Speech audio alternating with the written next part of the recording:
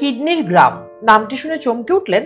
চমকে উঠবেন না, এমন গ্রাম সত্যিই আছে, এবং তা আমাদের পার্শ্ববর্তী দেশ আফগানিস্তানে। শুধু একটু বেশি টাকা আয়ের জন্য, জীবনে একটু স্বস্তি আর সচ্ছলতার জন্য আফগানিস্তানের পশ্চিমাঞ্চলীয় শহর হেরার বাসিন্দারা এই পথ বেছে নিচ্ছেন। আফগানিস্তানে অঙ্গ প্রত্যঙ্গ বিক্রি এতটাই সাধারণ হয়ে উঠেছে যে এদের দেখানো পথে হাঁটছে যুদ্ধবিধ্বস্ত আফগানিস্তানের অন্য এলাকার মানুষও।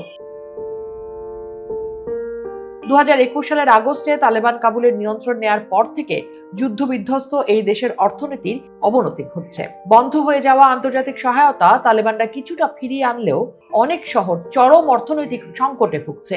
জাতিসংঘের শরণার্থী সংস্থার মতে আফগানিস্তানের মোট জনসংখ্যা 55%, অর্থাৎ প্রায় 2.5 কোটি মানুষ তীব্র খাদ্য সংকটে রয়েছে, আর বাকি 2.5 কোটির মধ্যে প্রায় 9 মিলিয়ন মানুষ দুর্ভিক্ষের ঝুঁকির মধ্যে রয়েছে। ঠিক এরকম একটি অবস্থায় আফগানিস্তানের সবচেয়ে দরিদ্র অঞ্চলের মানুষেরা তাদের গরিবি ঘুচাতে অঙ্গ প্রত্যঙ্গ বিক্রির মতো পথ বেছে নিচ্ছেন। হেরাবাসীরা মনে করেন কিডনি বিক্রি করে যে অর্থ তারা আয় করছেন সেই কয়েক হাজার ডলার তাদের জীবনে একবারে পাওয়া সর্বোচ্চ অর্থ হতে পারে। তালেবান ক্ষমতা নেয়ার আগেও আফগানিস্তানে কিডনি বেচাকেনার প্রবণতা ছিল, কিন্তু এখন এটি শুধু এক কিডনির গ্রাম নয়, পুরো আফগানিস্তানে ছড়িয়ে পড়েছে। দ্য গার্ডিয়ানের প্রতিবেদন অনুসারে কিডনি বিক্রির সংখ্যা বেড়ে যাওয়ায় এর দাম কমে গেছে।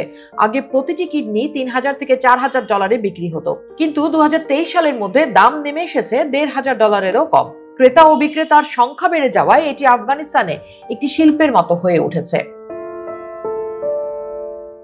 সাধারণত পাকিস্তান ও ভারত থেকে ধনী রোগীরা হেরাতে এসে অস্ত্রোপচার করান, কারণ এখানে প্রতিস্থাপন সহজলভ্য এবং আইনের কোনো বালাই নেই।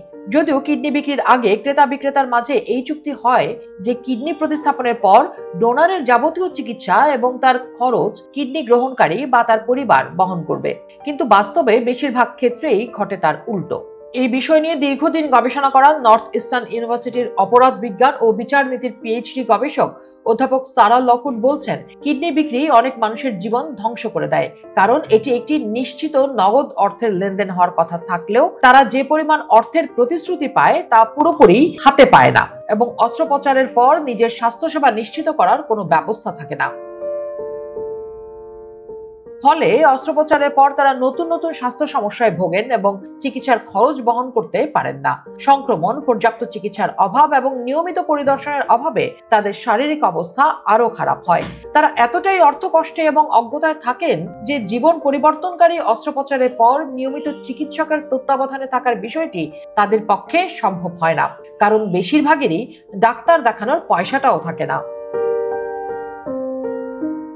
আল জাজিরার একটি প্রতিবেদনে উঠে এসেছে, আফগানিস্তানে অঙ্গ প্রত্যঙ্গ বিক্রি একটি সাধারণ চর্চা এবং কোনো আইন নেই যা অঙ্গদান বা বিক্রি নিয়ন্ত্রণ করে। অদ্ভুতভাবে এই সম্মতি লিখিত বা ভিডিও আকারে সংরক্ষণ করা হয়, ফলে কোনো গ্রহীতা যদি পরবর্তীতে ডোনারের চিকিৎসা ব্যয় বহন করতে অস্বীকার করেন, সেক্ষেত্রে কিডনি দাতার সেখানে কিছুই করার থাকে না।